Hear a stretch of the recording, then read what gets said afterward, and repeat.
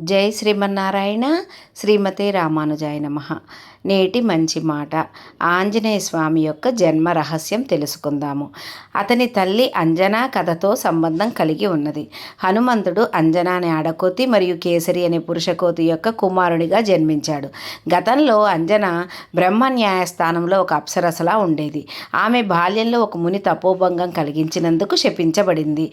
ఆమె బాల్యంలో కాళ్ళు ముడుచుకొని ధ్యానం చేసుకుంటున్న కోతిని చూసి ఆశ్చర్యంతో ఉత్సాహభరితంగా చిన్నపిల్ల అయినందున అంజన కోతిపైన పళ్ళు విసిరింది. హఠాత్తుగా ధ్యానానికి భంగం కలిగిన కోతి రూపంలో ఉన్న ముని నిజరూపం పొంది కోపంతో అంజనను ఆమె ఎవరితోనైనా ప్రేమలో పడినప్పుడు కోతిగా మారమని శాపం ఇచ్చాడు. అంజన చేసిన తప్పు తెలుసుకొని ఆ మునిని క్షమాభిక్ష పెట్టమని యాచించింది. మరియు ఆ ముని శాంతపడి ఆమె కోతి రూపంలో ఉన్న ఆమెను ఎవరైతే ఇష్టపడతారో మరియు శివుని అవతారమైన శిశువుకు ఆమె జన్మ ఇచ్చినప్పుడు ఆమె శాపము నుండి విమోచనం పొందుతుందని వరం ఇచ్చాడు. అందువలన శాప విమోచనానికి అంజన భూమిపైన జన్మించింది. అడవిలో నివాసం ఏర్పరచుకున్న అంజన ఒకరోజు ఒక పురుషుణ్ణి చూసింది మరియు ఆమె అతనితో ప్రేమలో పడింది. ఆమె ప్రేమలో పడిన క్షణం నుండి వెంటనే ఆమె కోతి రూపంలోకి మారింది. ఆ మనిషి అంజన వద్దకు వచ్చి తన నామధేయం కేసరి అని, కోతులకు రాజును అని తనను తాను పరిచయం చేసుకున్నాడు. అంజన కోతి ముఖం కలిగి ఉన్న అతన్ని చూసి ఆశ్చర్యపోయింది మరియు ఇచ్ఛానుసారం కోతి మరియు మానవ రూపాలు మార్చుకోగలిగిన శక్తి గల అతన్ని చూసి అబ్బురపడింది. అతను తనను వివాహం ఆడమని అంజనని కోరాడు. అంజన మరియు కేసరి ఆ అడవిలోనే వివాహం చేసుకున్నారు. అంజన శివుడికి పూజలు జరిపే తపస్సు చేసింది. సంతోషించిన శివుడు ఆమెను కోరిక కోరుకోమన్నాడు.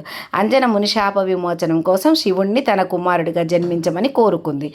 శివుడు ఆమె అభ్యర్థనను ఆమోదించాడు. ఇంకోవైపు దశరథుడు అయోధ్య రాజు సంతానం కోసం పుత్రకామేష్టి యజ్ఞం నిర్వర్తిస్తున్నాడు. తృప్తి చెందిన అగ్నిదేవుడు రాజుకు పవిత్రమైన పాయసం ఇచ్చాడు మరియు దేవాంశ సంభూతులైన సంతానం కోసం ఆ పాయసాన్ని అతని భార్యలకు పంచిపెట్టమని చెప్పాడు. రాజు అతని పెద్ద భార్య అయిన కౌసల్యకు ఒక భాగం ఇచ్చాడు. ఆ పవిత్ర పాయస భాగాన్ని ఒక గాలిపటం దూరంగా తీసుకువెళ్ళింది. ఆ గాలిపటం ఆ పాయస భాగాన్ని అంజన తపస్సు చేసే స్థలంలో పడివేసింది. మహాదేవుడు అంజన చేతిలో ఆ పాయసాన్ని ఉంచమని వాయువు గాలిదేవుడిని ఆజ్ఞాపించాడు. పాయసాన్ని చూసిన అంజన అది శివుని దీవెనగా భావించి సంతోషంగా ఆమె దాన్ని త్రాగింది.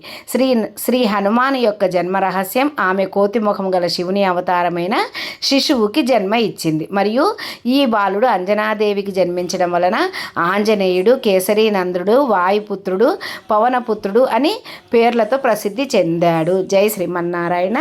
మరియు ఆంజనేయ స్వామిని పూజించి మోక్షం పొందుదామా. కొనకళ్ళ సంధ్యారాణి.